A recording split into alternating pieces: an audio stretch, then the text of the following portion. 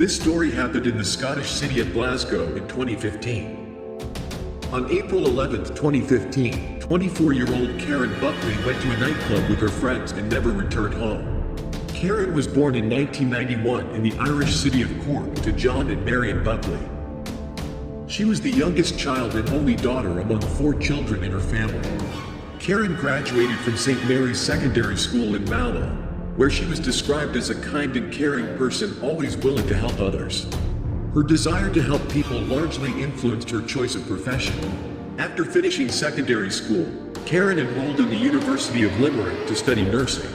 Her interest in occupational therapy led her to the Scottish city of Glasgow, where she began studying for a master's degree at Caledonian University. Karen arrived in Glasgow in January 2015 and moved into an apartment with 3 other female students who were also newcomers. On April 11, 2015, she and her flatmates went to a nightclub located about 2 kilometers from their home. They arrived at around 11:45 p.m. and had a good time. Around 1 a.m., Karen told her friends she was going to the restroom and would be back shortly. She took her purse and left, leaving her jacket on the table where the group was sitting. Her friends continued to have fun while she was gone. At some point, they realized that Karen had been gone for a while and should have returned by then, but she hadn't. Her friends searched for her in the club, but Karen was nowhere to be found. Attempts to contact her by phone also proved unsuccessful. The friends Karen came with thought she may have gone home, although it was strange that she didn't tell anyone and left her jacket behind. When they returned home, the friends realized that their assumptions were wrong. Karen wasn't there either.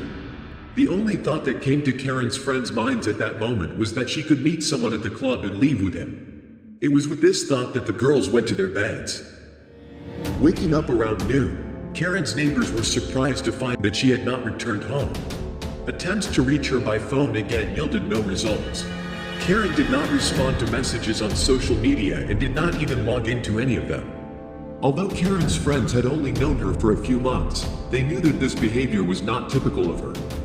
They did not invent another version for self-reassurance but went to the police and reported her disappearance, as well as informing the Buckley family of what had happened. The Scottish police deserve credit as they immediately began searching for Karen. Her disappearance was reported in the press and on television. Karen's parents appealed to anyone with any information about their daughter's whereabouts to contact the police. Meanwhile, detectives received footage from cameras at the club where Karen was last seen. While reviewing them, the police discovered that she had been in contact with an unknown man. 36 hours after her disappearance, on April 13, the identity of this man was established, and he was brought in for questioning. The young man's name was Alexander Pacto, and he was 21 years old. He admitted that he had indeed met Karen that night and that they had gone back to his apartment on Dorchester Avenue, which was approximately 3 kilometers from the club. He also disclosed that they had been intimate with each other. Around 4 a.m., Karen decided to leave and go home despite his offer to stay until morning. Alexander also stated that during their intimacy, Karen had hit her head on the corner of the bed, resulting in a wound and leaving marks on the sheets. This information elicited a mixed reaction from the police. On the one hand, Pacto seemed to want to be candid. On the other hand, he seemed to be preempting the events and trying to explain what the police might find if they searched his apartment. On the same day, April 13th, a man contacted the police to report that he had found a woman's purse. Upon investigation, it turned out that he had found it in the park near the house where Alexander Pacto lived, and it was Karen's purse. It contained her phone and documents. This discovery made Pacto's version of events more plausible. It's possible that something happened to Karen after she left his apartment. Meanwhile, the search for Karen continued actively. Hundreds of police officers searched parks and forests, bodies of water, and abandoned buildings, hoping to find any clues that could help with the investigation. At this stage, Alexander Pacto was the only suspect in the eyes of the police. He was the last person who saw Karen. Investigators did not disclose any information about their suspect and kept his name a secret. But when, 2 days after Karen's disappearance, police searched his apartment and the surrounding area, journalists found out about it. Reporters from one of the newspapers talked to other residents of the building, and since then Alexander Pacto's name has ceased to be a secret.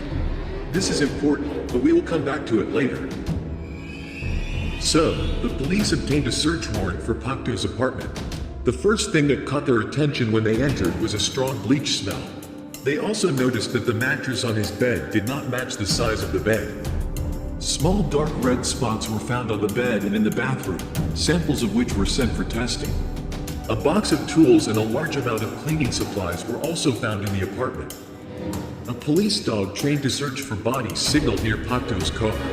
While waiting for a search warrant for the vehicle, detectives learned that Alexander Pacto had taken his car to a salon for cleaning the day before, but apparently the service was of poor quality.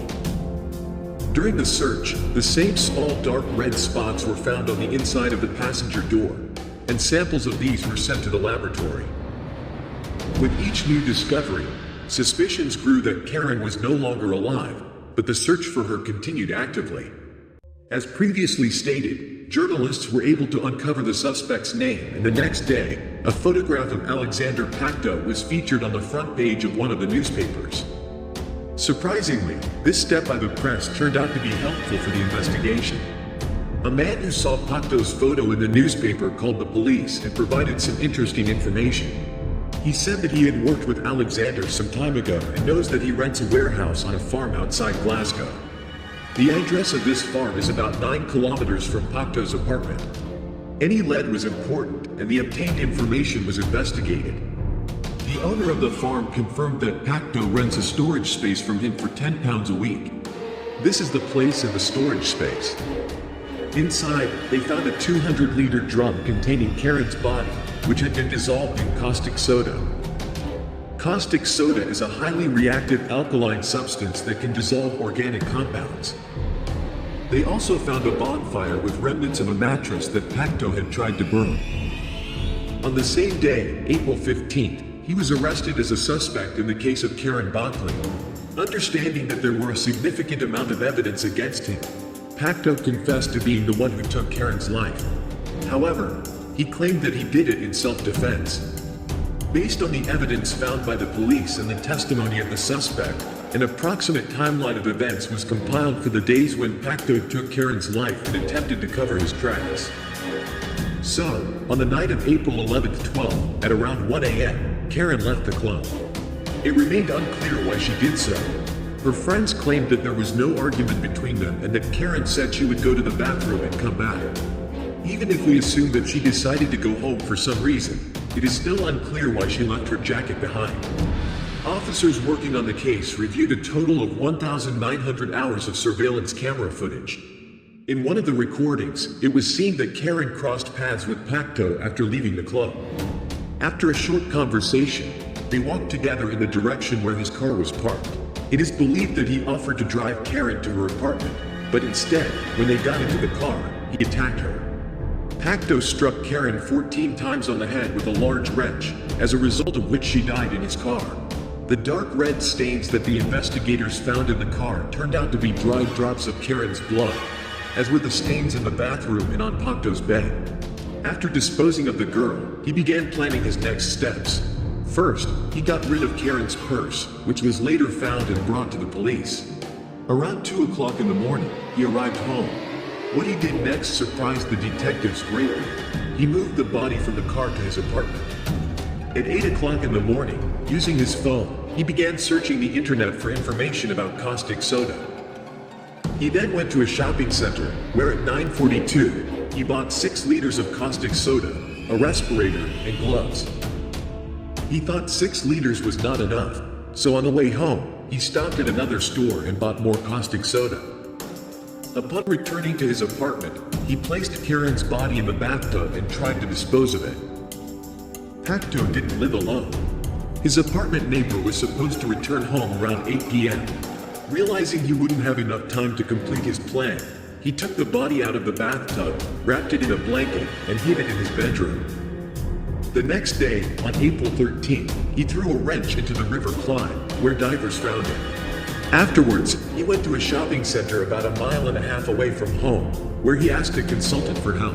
He asked for a recommendation for a product that could remove bloodstains from a mattress. He also bought 2 padlocks. On the same day, he took Karen's mattress, bedding, and clothes to a farm, where he burned everything. On the way home, he bought a barrel to later put the body in. Around 2 p.m., he took the barrel to a rented warehouse, poured in the remaining caustic soda, locked the gate with the 2 padlocks he bought, and went home. The police visited him at his home at 6 p.m. and took him in for questioning. You already know what happened next. Despite Pacto confessing to his guilt, his motive remained unclear. He claimed he took Karen's life in self-defense during an argument that broke out in the car. But investigators did not believe this version, as it seemed like an attempt to justify his actions. Police assumed that by killing Karen and subsequently disposing of her body, Pacto attempted to cover up another crime.